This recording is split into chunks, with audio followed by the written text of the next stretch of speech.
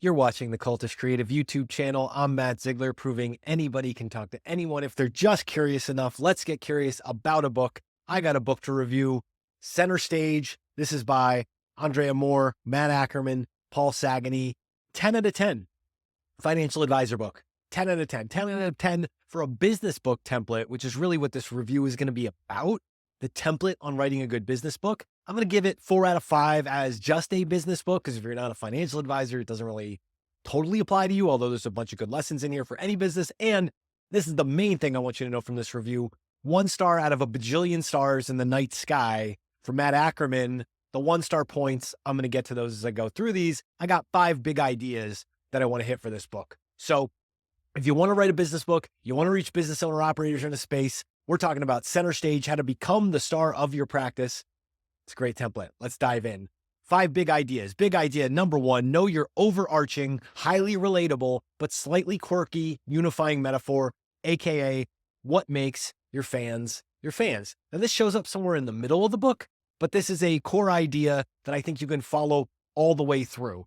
The key here is that your fans want to belong. There's always a transaction in the relationship, but the relationship is the identity that matters and how you build that, sustain that, carve that out over time. They talk about the Katy Cats, the Beatlemaniacs, the Monsters, the Believers. Shout out to me not getting a haircut. I could probably be a believer at this point, but 1-star point for Mr. Matt Ackerman. Kiss Army versus Riot Girl. Can we get something that's not Katy Perry in here? I guess that's probably, asking too much from the reader base, but let's stretch this out a little bit. This is going to be a common theme here. Big idea number 2, the people behind the scenes matter as much as the people in the scene.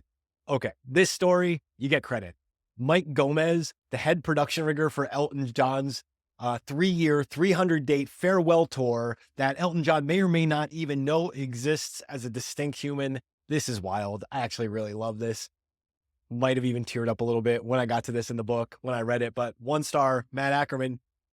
Steve Albini, somebody? Can we get a good reference here to another obscure behind-the-scenes person who isn't a production rigger, who maybe contributed something to the scene, more so than just the stage lights? Is that too much to ask? Big idea number 3, if you stop getting better, you start getting worse, or as they put it in the book, there's no end to getting better. You are a work in progress. That's a lovely thing. It's very self-help of you, but why do we have to relate it to Taylor Swift? I'm going to step this back again. Mr. Ackerman, how about Max Martin? How about somebody who helped shape this thing and keeps getting better behind the scenes, but isn't Taylor Swift at the top, on top of every Eras Tour, billboard, and everything else that I can't unsee or not see or whatever else? Okay, big idea number 4. I love this one especially. Know the math of your business. I appreciate that it's hard to double a business. I appreciate that it's hard to grow a business. I appreciate that you actually have to know the metrics that control the things that move that needle forward. The Beatles reference here, it's really cool. The move to the studio focus, the move to being out of the touring game. Yes, that's completely legendary, but Matt, what about the acts that don't double but just sustain? I'm thinking of the Slackers. I'm thinking of, there's another interview. There's a Just Press Record with Vic Ruggiero from the Slackers and Christina Garnett, where they talk to each other about just what it means to take a business and run it for 30 years. Hey, what's that? 3 times, almost 4 times the length of the Beatles' career at some point? Sure, they don't have the hits, but they're making it work. That's relatable. Big idea number 5, make the business plan and write the contract that gives you the most upside optionality you can. Of course, he uses RZA and the Loud Records deal as an example. I have a ton of respect for you guys including this in the book, but you missed one thing. No Supreme Clientele reference? I mean, come on.